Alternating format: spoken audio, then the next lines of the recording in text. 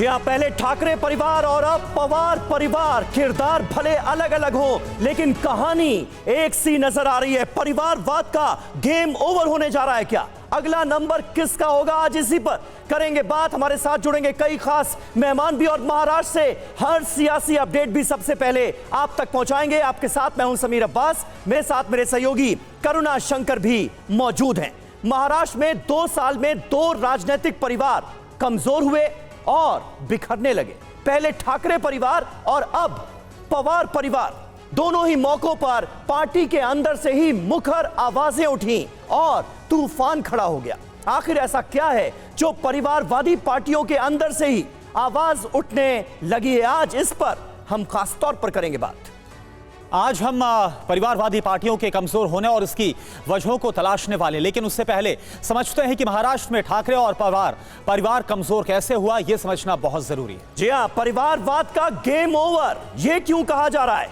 जरा बीते इतिहास पर भी नजर डालते हैं। उद्धव वर्सेस राज ठाकरे 2005 में यह झगड़ा नजर आया था। यह पहला झटका था, लेकिन पिता बाला साहेब ठाकरे के नाम पर उद्धव ठाकरे बच गए। उद्धव ठाकरे वर्सेस एकनाथ शिंदे 2022 में यह दूसरा बहुत बड़ा झटका था। शिवसेना के पूरे इतिहास को अगर आप टटोलिए तो यह अपने आप में बहुत बड़ा झटका था, जिसमें उद्धव ठाकरे सीधे तौर पर हाशिए पर जाते हुए नजर आए। अभी तक उबरने की कोशिश कर रहे हैं। इसके बाद 2019 शरद पवार वर्सेस अजित पवार, यह पहला झटका था पवार परिवार के लिए।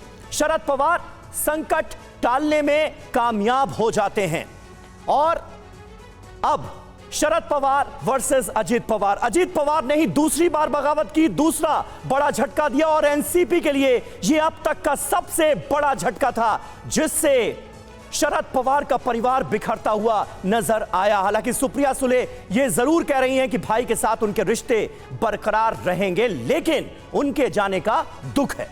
तो देखिए, कहा जा रहा है कि जो कुछ चल रहा है वो पूरी तरह से 2024 की तैयारियां हैं। बड़ा सवाल यह है कि क्या परिवार वाली पार्टियों के कमजोर होने से बीजेपी को फायदा होता है, यह समझना बहुत ज्यादा जरूरी है। आइए अब यह देखते हैं कि किस तरह से ये हम आपको समझाने वाले हैं कि आपको जब परिवार टूटे हैं, परिवारवाद वाली जो पार्टियां जब टूटी हैं, तो कैसे बीजेपी को क्या फायदा होता है। महाराष्ट्र 2022-2023 ठाकरे और जो पवार परिवार है वो किस तरह से कमजोर हुआ। 48 सीटों पर अब जो फायदा है वो साफ तौर पर संभव है, क्योंकि जो साफ है वो नजर आ रहा है। पहले उद्धव ठाकरे को झटका लगा और इसके बाद अब जो पवार है उन्हें झटका लगा है। यूपी में अगर 2022 की बात करें, मुलायम परिवार में जो तनाव देखा गया, अपर्णा यादव को आपने देखा कैसे वो बीजेपी के साथ चली गई। बिल्कुल सही बात है, और यूपी के 2022 विधानसभा चुनाव में इसका लाभ भी मिला। सीधे तौर पर कहीं ना कहीं बीजेपी को फायदा हुआ। एक बार फिर योगी आदित्यनाथ की सरकार बनी। बिहार की हम बात करते हैं, 2004-05 में लालू परिवार कमजोर हुआ। बिहार की स्थितियां लेकिन जुदा थीं।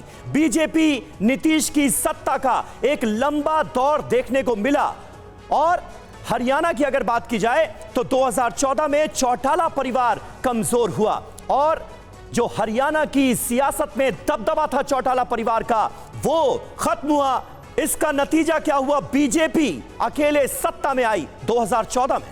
और देखिए, झारखंड की बात करें, 2014 में क्या हुआ? सोरेन परिवार जब कमजोर हुआ तो इसका सीधा फायदा बीजेपी को पहुंचता हुआ नजर आया। बीजेपी क्या हुआ? सत्ता में आ गई। और ये इस तरह से हमने देखा कैसे जो परिवारवाद वाली पार्टियां हैं, जिन पर परिवारवाद का आरोप लगा है, जब वो कमजोर हुई। और देखिए, हालांकि अब फिर से अगर हम देख रहे हैं तो वहां पर हेमंत सोरेन जो मुख्यमंत्री है, और एक बार फिर से जो सोरेन परिवार सत्ता में है। अगर जम्मू कश्मीर की बात करें, 2014 के बाद से क्या हुआ? अब्दुल्ला परिवार लगातार जब कमजोर हुआ तो इसके बाद जो बीजेपी की जमीन है, राज्य में जो बीजेपी की जमीन है, वो मजबूत होती हुई नजर आई है। बिल्कुल, जहां जहां परिवारवाद कमजोर हो रहा है, वहां वहां बीजेपी अपनी जड़ें फैलाती हुई नजर आ रही है। बीजेपी मजबूत होती नजर आ रही है, और यही वजह है कि प्रधानमंत्री नरेंद्र मोदी परिवारवाद पर जोरदार हमला बोलते हैं। अजित पवार की बगावत के बाद महाराष्ट्र से जो अहम खबर सामने आ रही है वो ये कि राजनीति सरगर्म है। एनसीपी के नए मंत्रियों के साथ बैठक आज 11 बजे करेंगे अजित पवार। इस बैठक पर भी सबकी नजरें होंगी।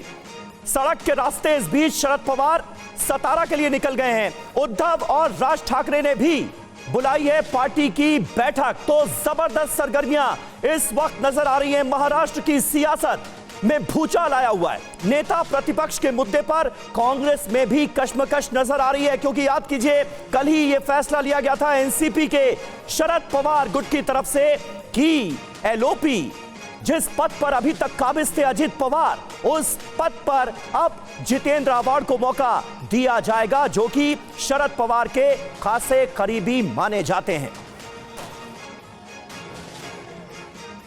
तो देखिए ये तस्वीरें भी हम आपको दिखा रहे हैं। शरद पवार जब सतारा के लिए निकल रहे थे तो उस वक्त की ये तस्वीरें। हमारे साथ इस वक्त तमाम खास मेहमानों का एक बड़ा पैनल जुड़ चुका है, उनसे आपका तारुफ करा दें। शाजिया इल्मी हमारे साथ मौजूद हैं, राष्ट्रीय प्रवक्ता भारतीय जनता पार्टी की। कृष्णा हेगड़े नेता हैं शिवसेना शिंदे गुट के, वो हमारे साथ मौजूद हैं। प्रणय अजमेरा प्रवक्ता एनसीपी के हमारे साथ मौजूद हैं, और डॉक्टर सुनील सिंह प्रवक्ता हैं जेडीयू के, वो हमारे साथ जुड़ रहे हैं। अशोक वानखेड़े साहब स्टूडियो में हमारे बीच आ चुके हैं, वरिष्ठ पत्रकार हैं, और पॉलिटिकल एनालिस्ट समीर चौगावकर जी भी हमारे साथ मौजूद हैं। लेकिन सबसे पहले आनंद प्रकाश पांडे, मैं आपका रुख करूंगा। इस वक्त क्या हलचल है? साफ तौर पर जो नजर आ रहा है वो ये कि अजित पवार की बगावत के बाद शरद पवार पार्टी को अपने पास रखने की पूरी कोशिश कर रहे हैं, अपना दमखम, अपना शक्ति प्रदर्शन दिखाने की कोशिश कर रहे हैं।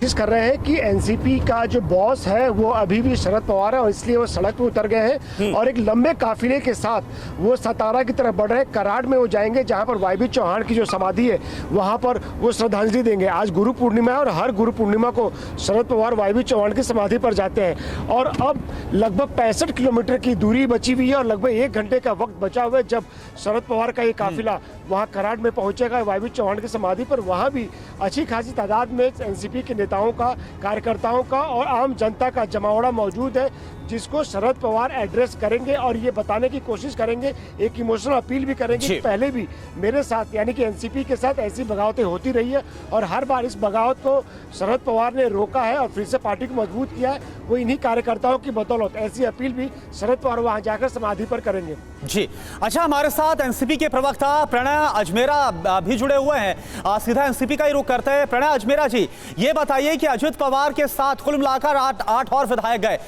लेकिन अभी भी दावा इस बात का है कि 40 और विधायक हैं जो कि उनके साथ हैं, उनके खेमे में हैं। हो क्या रहा है, चल क्या रहा है, आप अगर बता सके। देखिए, जो खबर आई है वो तथ्यों से काफी परे है, तथ्यों से दूर है। आप लोगों का बताना है कि 40 विधायक जी जो हैं वो श्री अजीत दादा पवार के साथ कल शपथ विधि कार्यक्रम में सम्मिलित हुए, जो कि पूर्ण रूप से गलत बात है। अभी भी काफी सारे विधायक आदरणीय शरद चंद्र जी पवार पर विश्वास रखते हैं, उनके साथ जुड़े हुए हैं। और कल से ही, जैसे कि हमारे प्रदेश अध्यक्ष माननीय जयंत पाटिल साहब ने कल प्रेस के माध्यम से बतलाया कि काफी सारे विधायकों ने बाद में संपर्क करने की कोशिश की, संपर्क किया और बताया कि हम वापस आना चाहते हैं, कुछ कारणों के वजह से हम वहां चले गए थे या गलती से हम वहां चले गए थे, मिसगाइड हो गए थे, और आने वाले 2 दिन में आपको तस्वीर बदली हुई दिखेगी। नहीं देखिए प्रणय अजमेरा जी, मेरा सवाल इसलिए भी है, जो अजित पवार की तरफ से 40 विधायकों के समर्थन, आपको याद होगा, देखिए 1 साल पहले ठीक क्या हुआ था, एकनाथ शिंदे 16 विधायकों के साथ पहले अलग होते हैं और उसके बाद और भी विधायकों का समर्थन उनको मिलता है। होता यह है कि जो उद्धव ठाकरे वाला गुट है वहां पर सिर्फ 12 जो विधायक है वो रह जाते हैं और तमाम जो विधायक है वो इस तरफ हो जाते हैं एकनाथ शिंदे की तरफ। इसलिए मेरा सवाल है। देखिए,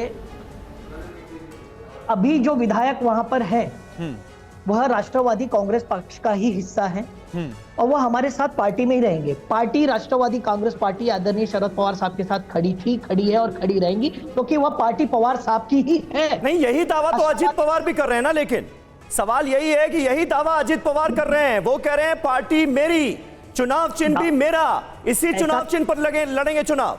ऐसा किसी भी प्रकार का दावा उन्होंने नहीं किया। उन्होंने प्रेस के सामने सिर्फ इतनी बात की कि अगला हर चुनाव हम घड़ी, मतलब जो पक्ष का चिन्ह है, मुझे ऐसा लग रहा है आपकी बातों में तो एक उम्मीद लग रही है अजीत पवार के लिए अभी भी उम्मीद बाकी है क्या कि वापस आ जाएंगे? बिल्कुल उम्मीद है, बिल्कुल उम्मीद है। उम्मीद पर दुनिया कायम है। अच्छा। हमारे नेता शरद चंद्र जी पवार साहब भारतवर्ष में प्रचलित है अपने मास्टर स्ट्रोक्स के लिए, पॉलिटिकल सूझबूझ के लिए, अपनी चाणक्य बुद्धि के लिए। ठीक है, तो शाजिया अभी तो इल्मी हमारे पवार साथ साहब मौजूद घर है। से बाहर शाजिया जी, निकले हैं, आगे आगे देखिए होता है एनसीपी क्या। का एक धड़ा शरद पवार, सुप्रिया सुले कहीं ना कहीं ये उम्मीद जाहिर करते हुए अभी भी नजर आ रहे हैं कि पिछली बार की तरह दूसरा खेल हो जाएगा, घर वापसी हो जाएगी। क्या आपको लगता है कि पिछली बार की गलतियों को भांपते हुए इस बार बहुत तोल मोल कर फैसला लिया गया है, या फिर ये मुमकिन है, ये भी हो सकता है? देखिए, एनसीपी के भीतर क्या हो रहा है, दोनों धड़ों में कितना बड़ा कौन सा धड़ा है, कौन सा सही है, कौन सा नहीं है, कौन क्यों एक दूसरे से नाराज है, इन सब बातों पर मैं आपको एक औपचारिक तौर पर कोई अपनी प्रतिक्रिया नहीं दे सकती हूँ, ना ही देना चाहती हूँ, क्योंकि ये उनकी घर की बात है। लेकिन ये अलग से सोचने वाली बात है कि इतने ढेर सारे आपके विधायक, 40 के नंबर पर इनको आपत्ति है, लेकिन मैं तो 40 का ही नाम लूंगी, और हमने देखा है कि कौन कौन वहां उपस्थित थे। तो आप देखिए, इतनी ढेर सारी संख्या में पूरा आपका पार्टी के लोग छोड़कर आप ही की पार्टी के नेतृत्व को सही ना मानकर एक दूसरी पार्टी में ना सिर्फ सम्मिलित होते हैं, वहां पे जाते हैं, बल्कि बाकायदा पद लेते हैं और उसके साथ अपनी प्रतिबद्धता जताते हैं।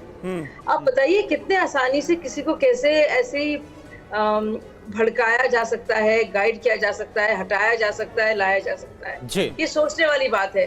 क्या ये अपने ही नेताओं पर इस तरह की का इल्जाम लगा रहे हैं कि वो अपने दिमाग से सोच नहीं सकते? दिमाग, विवेक सबका बराबर से है, ये सोच। और अभी भी मैंने, लेकिन ये तो आप ही बताएंगे ना शाजिया जी कि इतनी आसानी से ये खेला हो कैसे गया? अभी इनसे पूछिए क्या हो रहा था इनकी पार्टी के अंदर, जिसके चलते वहां पे रहना नागवार गुजरा। एक को नहीं, 40 विधायकों को। ऐसे कौन से फैसले थे पार्टी के अंदर जो उनको दुश्वारी का सबब बने? ठीक है शाजिया जी, बात करेंगे, उस पर भी बात करेंगे। ठीक है शाजिया जी। अशोक वानखेड़े जी भी हमारे साथ है। अशोक वानखेड़े जी, देखिए, उम्मीद इस बात की एनसीपी को है कि मास्टर स्ट्रोक अब भी चल पाएंगे शरद पवार। क्या वाकई में आपको ऐसा लग रहा है, या फिर हाल होगा जो उद्धव ठाकरे गुट का हुआ? नहीं, मुझे लगता है जो उद्धव ठाकरे गुट के साथ जो लोगों की सिंपैथी है वो शरद पवार के साथ भी आ सकती है। लेकिन साजिया जी ने कहा कि वो क्यों आए, उनको पूछिए। जब शिंदे गुट आया था तब भी भाजपा ने यही लाइन ली थी। बाद में सारी चीजें अनफोल्ड हो गई। विधानसभा के पटल पे स्वयं मुख्यमंत्री एकनाथ शिंदे ने कहा कि कैसा हमें तोड़ने का 6 महीने से प्लान था। उसके बाद देवेंद्र फडणवीस की पत्नी बता रही थी कि कैसा रात को गॉगल और वो पहन के जेम्स बॉन्ड स्टाइल में वो पार्टी तोड़ने के लिए निकलते थे। उसके बाद देवेंद्र फडणवीस ने खुद एक्सेप्ट किया कि जो हमारा अपमान किया था हमारे साथ जाके छोड़ के, उसका बदला हमने लिया। तो ये प्री प्लान्ड होता है। ये सब पहले स्टार्टिंग के पहले दिन सारे प्रवक्ता यही कहते हैं कि वो अंदरूनी बात है, और 15 दिन 20 दिन में सब पता पड़ता है कि किसने क्या तोड़ी। लेकिन एक क्या जो पार्टी गई वो राष्ट्रवादी कांग्रेस पार्टी है क्या? क्योंकि भोपाल में प्रधानमंत्री ने 3 दिन पहले कहा था कि राष्ट्रवादी पार्टी ये करप्ट पार्टी है। 20 लाख करोड़ के जो देश में घोटाले हुए, उसमें 70,000 करोड़ का घोटाला इस शरद पवार के पार्टी का है। और यदि यही पार्टी सत्ता में आती है, और उन्होंने गारंटी दी थी कि मैं इनको जेल भेजूंगा, तो अब ये लोग यदि सत्ता में आते हैं तो इसका मतलब ये एनसीपी नहीं है, ये कोई और गुट होगा या कोई और नाम से आना पड़ेगा। और यदि ये राष्ट्रवादी कांग्रेस ही आती है तो फिर ये बीजेपी की जवाबदेही होती है कि 3 दिन में ऐसा क्या हुआ कि ये सबसे भ्रष्ट पार्टी, 17,000 करोड़ का घोटाले वाली पार्टी। ठीक है, आपने उस बयान का जिक्र किया, लेकिन यहां पर बात यह भी हो रही है कि एनसीपी में आखिर किस हद का असंतोष था जिससे कहीं ना कहीं दूसरी पार्टी को फायदा मिला, बीजेपी को फायदा मिला। उस पर भी हम बात करेंगे, लेकिन इस बीच एक अहम खबर, महाराष्ट्र में कल शपथ लेने वाले एनसीपी विधायकों को अयोग्य ठहराने की मांग की गई है। एनसीपी ने स्पीकर को चिट्ठी लिखी है। पत्र में अजीत पवार को भी अयोग्य घोषित करने की मांग की गई है। मंत्री बने बाकी 8 विधायकों को भी अयोग्य घोषित करने की मांग की गई है। दल बदल कानून के तहत अयोग्य घोषित करने की ये मांग की गई है। यानी सभी 9 विधायक अजीत पवार के साथ साथ जो बाकी 8 विधायक जिन्होंने मंत्री पद की शपथ ली है, उन्हें दल बदल कानून के तहत अयोग्य ठहराया जाए, ये मांग की गई है एनसीपी की तरफ से।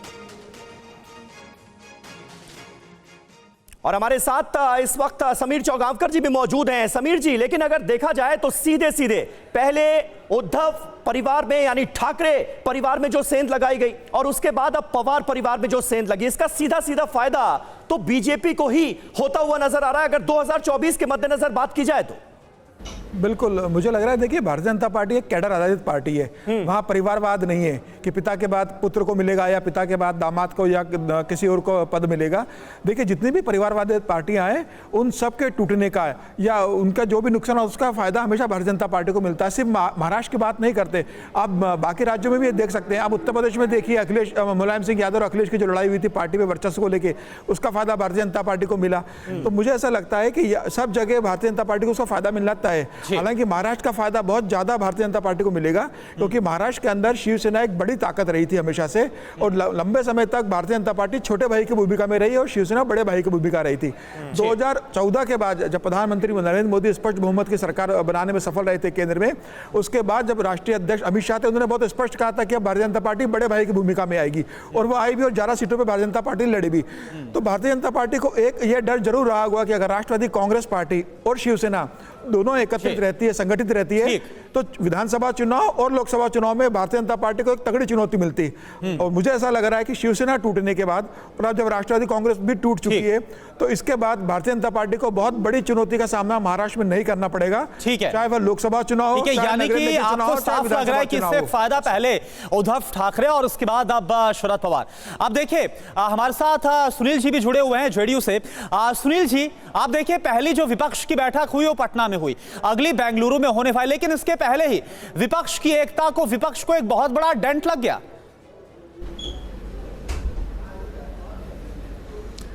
देखिए ऐसा है, ये तो स्पष्ट है कि भारतीय जनता पार्टी अपने एजेंडे पे चल रही है। ये परिवारवाद और भ्रष्टाचार तो बहाना है, क्षेत्रीय पार्टियों को मिटाना है, लोकतंत्र को मिटाना है।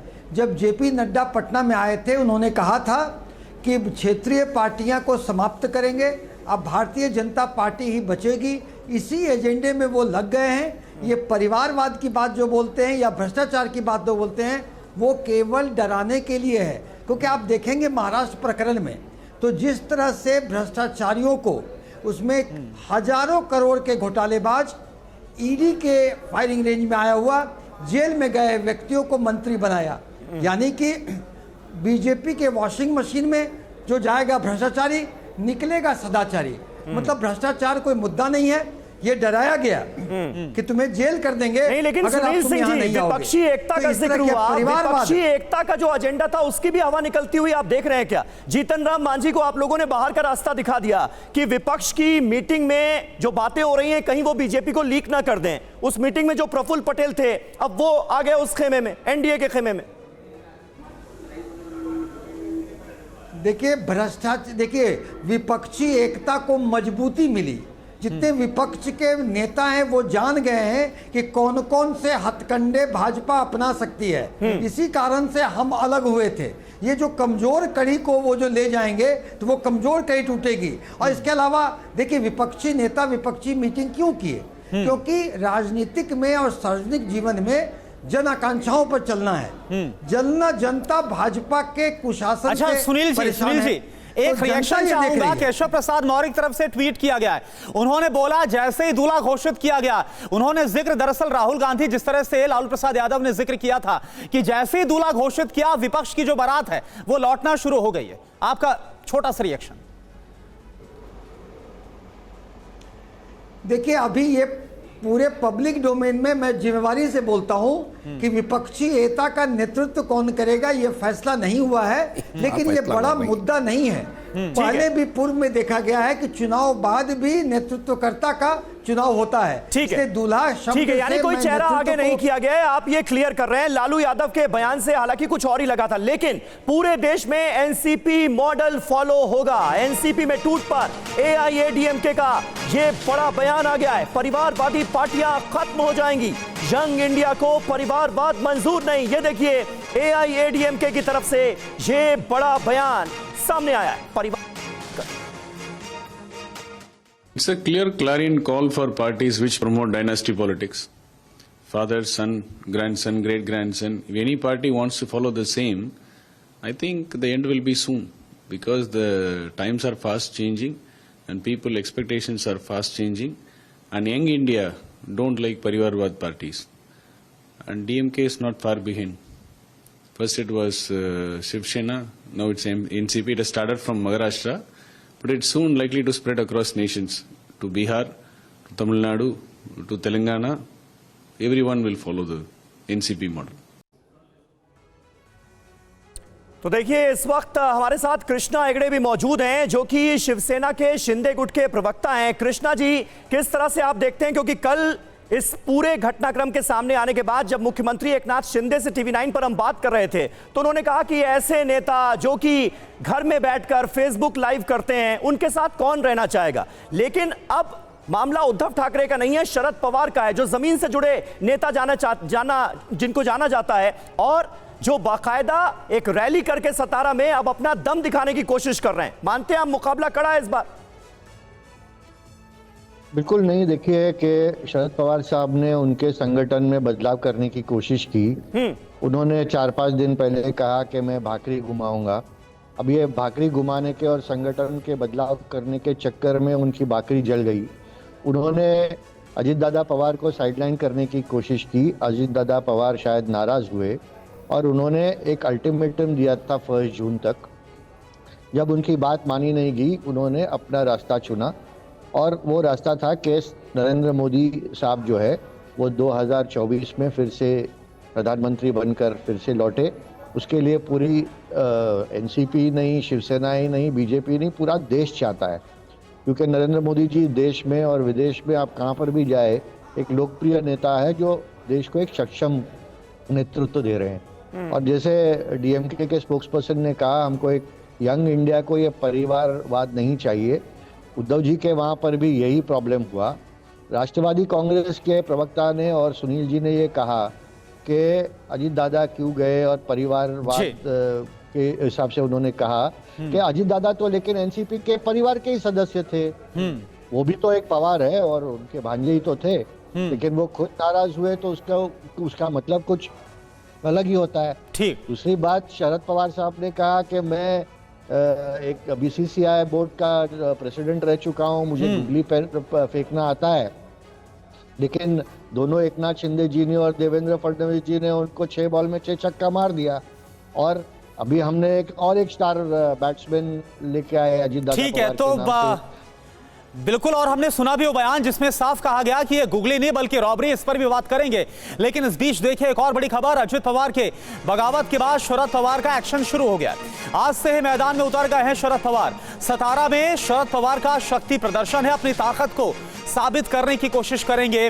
सतारा में शरद पवार मौजूद रहेंगे। सतारा में आज शरद पवार की बड़ी रैली होने वाली है। पहले जायबी चौहान की समाधि पर जाएंगे शरद पवार, वहां पर नमन करेंगे और शरद पवार समर्थक, सांसद, विधायक भी उनके साथ मौजूद रहेंगे। ये एक बड़ी खबर है। देखिए, शरद पवार भी अपनी ताकत दिखाने की आज पुरजोर कोशिश करेंगे। जिस तरह से पहले शिवसेना और अब एनसीपी में टूट हुई है, उससे लग रहा है कि 2024 की लड़ाई परिवार के पास होने वाली है। आपको राज्यवार कुछ आंकड़े दिखाते हैं कि 2019 लोकसभा में किस राज्य में परिवारवादी पार्टियों को कितनी सीटें मिली थीं। सबसे पहले महाराष्ट्र का जिक्र, ठाकरे परिवार, सीटों की संख्या 18 और पवार परिवार के पास 5 सीटें आई थीं, यानी कुल आंकड़ा 23 तक पहुंचता है महाराष्ट्र के अंदर। यूपी की डिटेल करुणा। बिल्कुल, देखिए बात अगर मुलायम परिवार की करें तो 2019 लोकसभा के नतीजे ये बताते हैं कि यूपी में 5 सीटें मिली थी और यूपी में जो मायावती परिवार है उसको 10 सीटें मिली थी। बिल्कुल, बिहार का जिक्र जरूरी है। लालू परिवार के पास 0, खाता ही नहीं खुल पाया था। और अगर पश्चिम बंगाल की बात करें तो ममता परिवार के पास 22 सीटें गई थीं। 2019 के लोकसभा नतीजों के हिसाब से ये आंकड़े हम आपके सामने रख रहे हैं। और देखिए पंजाब और हरियाणा का रुख करते हैं। यहां पर जो बादल परिवार है उसको 2 सीटें मिली थी और हरियाणा में चौटाला परिवार, क्योंकि इसमें हमने देखा था कैसे जो चौटाला परिवार में एक बड़ी फूट हो गई थी ओपी चौटाला के बड़े फैसले के बाद, तो एक भी सीट नहीं आ पाई थी। बिल्कुल, ओडिशा का जिक्र करें तो पटनायक परिवार के पास 12 सीटें और झारखंड में सोरेन परिवार के पास सिर्फ 1 सीट। तो कुल मिलाकर परिवारवादी जो पार्टियां हैं उनको खासी दिक्कत पेश आ रही है, जिस हिसाब से बीजेपी राजनीति करती हुई नजर आ रही है। और इन राज्यों में बीजेपी को देखिए कितनी सीटें हासिल हुई, 151 सीटें, यानी परिवारवादी पार्टियों को नुकसान, इसका सीधा मतलब है बीजेपी को फायदा। यही वजह है क्या शाजिया इल्मी कि परिवारवाद पर आपकी पार्टी जमकर हमला बोलती नजर आती है, क्योंकि सीधा फायदा बीजेपी को होता है अगर परिवारवाद कमजोर होता है? नहीं, मुझे लगता है देश को और देश के जो लोकतांत्रिक सोच है उसको भी बहुत गहरा धक्का लगता है। सिर्फ मेरी पार्टी का सवाल नहीं है, यहाँ पे एक पार्टी का पूरा कब्जा उसी के परिवार वालों के लिए हो, जबकि इतने लाखों हजारों की संख्या में ना सिर्फ समर्थक हो, कार्डर्स हो, मेहनत करने वाले लोग हों, लेकिन साल दर साल, पीढ़ी दर पीढ़ी एक ही पार्टी और एक ही परिवार सत्ता में है। एक बात। दूसरी बात मैं कुछ स्पष्ट करना चाहूंगी, 2-3 बातें ऐसी हुई, मुझे लगता है गलत बयानी है तो जानबूझ के हुई है या गलती से हुई। हमारे अशोक भाई ने कहा कि प्रधानमंत्री जी ने कहा था कि मैं भेजूंगा जेल। तो सबसे पहले मैं कह दूं, ना तो प्रधानमंत्री जी किसी को जेल भेज सकते हैं और ना ही उनको ऐसा सोचना चाहिए और ना ही प्रधानमंत्री जी ने ऐसा कहा। भाषण है, हमारे कोर्ट्स में, हमारे कोर्ट जो है देश के, भाषण रन करवाओ प्रधानमंत्री जी वो भेजते हैं। और जहां तक मामले हैं ईडी के और जिसका जिक्र अभी हो रहा है सारा, ये मामले बहुत दिनों से हैं, बहुत सालों से हैं।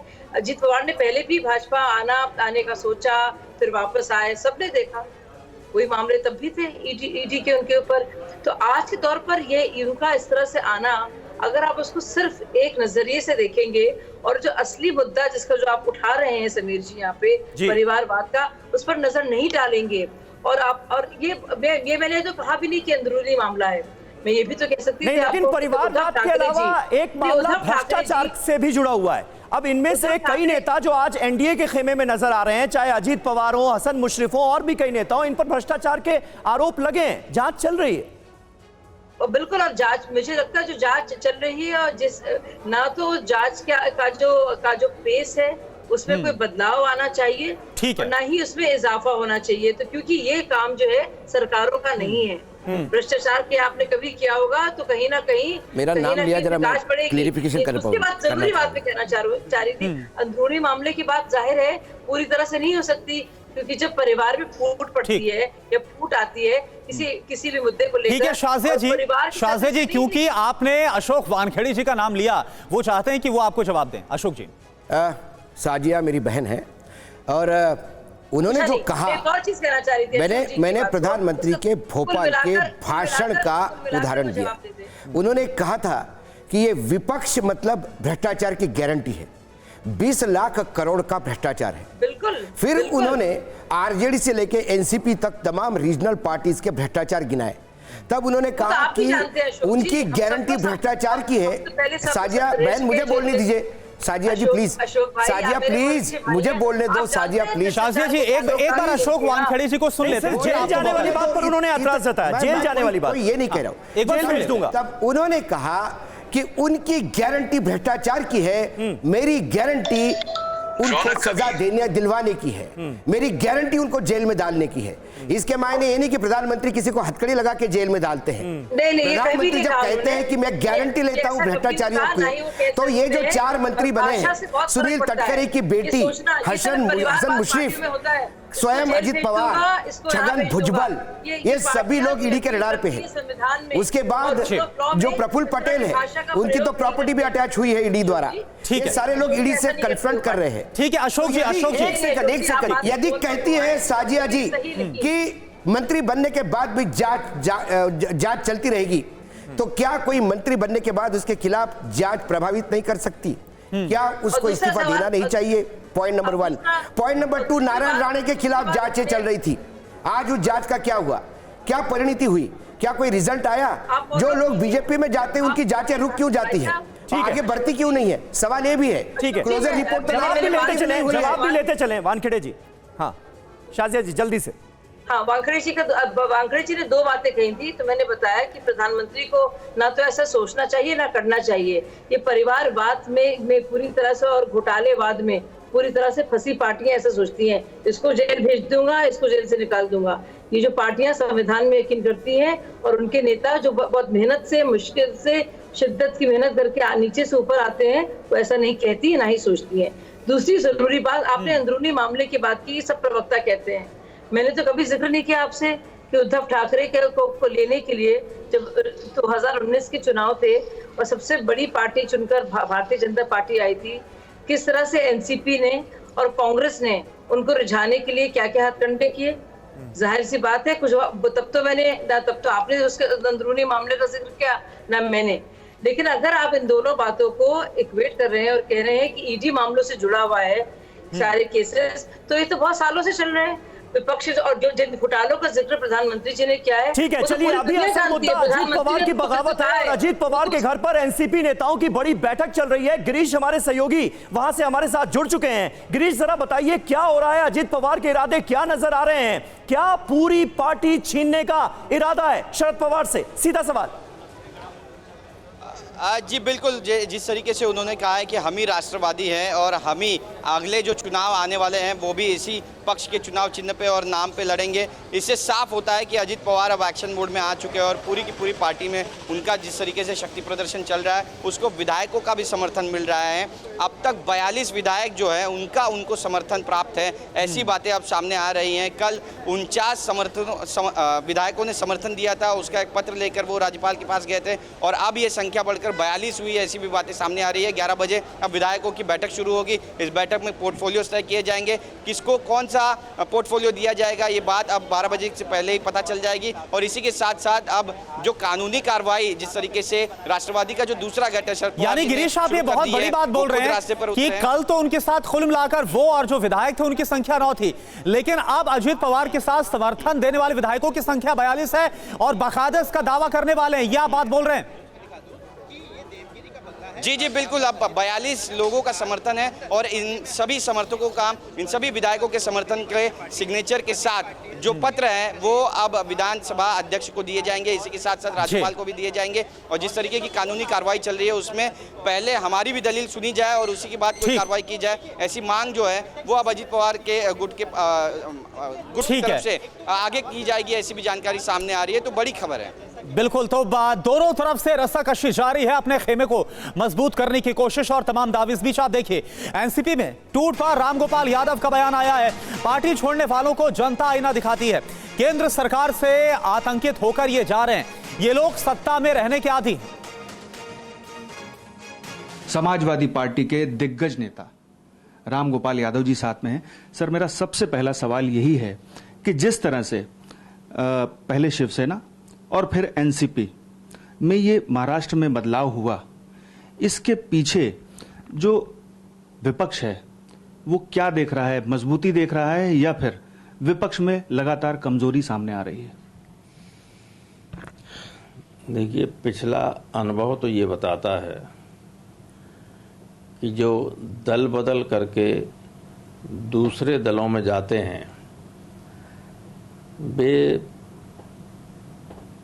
चुनाव से पहले तक तो सत्ता में जब रहते हैं तो लगता है कि मजबूती है, लेकिन चुनाव में जनता ऐसे लोगों को हमेशा रिजेक्ट करती है। ये हिस्ट्री हिंदुस्तान की रही है। दल बदल करके दूसरी जगह जाने वाले लोग, ये तो हो सकता है मंत्री बन जाएं, लेकिन चुनाव में ये कोई चुनाव जीत नहीं सकते, इसलिए कोई कमजोरी इससे नहीं होती विपक्ष को। दूसरी तरफ बिहार में एक नई बात निकलकर सामने आई। भाजपा नेता ये कह रहे हैं कि विपक्षी एकजुटता की जैसे ही पहली बैठक हुई उसके बाद महाराष्ट्र में ये नया बदलाव आ गया। क्या देखते हैं आप, क्या कहते हैं इस पर? असल में ऐसा है कि देश में जहां भी सरकारें बदल रही हैं या दल टूट रहे हैं, उस सबके पीछे लोगों का ये मानना है कि केंद्र की सरकार के इशारे पर या तो दबाव में या लालच में या आतंकित होकर तो उनसे लोग जा रहे हैं। एक अहम बात और है सर, अजीत पवार के जाने से एनसीपी को कितना बड़ा झटका लगेगा, या यूं कहें कि शरद पवार जी को, चूंकि वो उनके परिवार से हैं, तो ऐसी स्थिति में उनके लिए कितना बड़ा झटका है और एनसीपी कितनी कमजोर हो सकती है? देखिए, जैसा शरद पवार जी ने कहा है कि वो जनता के बीच जाएंगे, तो जो स्टेचर है शरद पवार जी का, जो कद है, जनता में उनके कद में किसी तरह की कोई कमी नहीं आई इस तरह के लोगों के आने जाने से। और उनकी आशंका ये सही है पवार साहब की कि हमें लगता तो ऐसा है, उनका भविष्य जो है उससे मुझे चिंता है कि इनका भविष्य क्या होगा। पब्लिक इनको रिजेक्ट कर देगी। किसी तरह की मैं नहीं समझता हूं कि शरद पवार साहब के न तो उनकी शक्ति में और न उनकी जो जनता के बीच पकड़ है उसमें किसी तरह कोई कमी आएगी। तो दल बदलने वाले जो हैं उनको जनता सबक सिखाएगी, ये कह रहे हैं प्रोफेसर राम गोपाल यादव। और ये बात लगातार कही जा रही है कि सहानुभूति की जो लहर है वो पहले उद्धव ठाकरे के साथ थी, अब शरद पवार के साथ हो जाएगी। लेकिन क्या वाकई ऐसा होता है या सीधे सीधे फायदा बीजेपी को होगा, ये देखने वाली बात होगी। फिलहाल तमाम खास मेहमानों का शुक्रिया अदा करना चाहेंगे।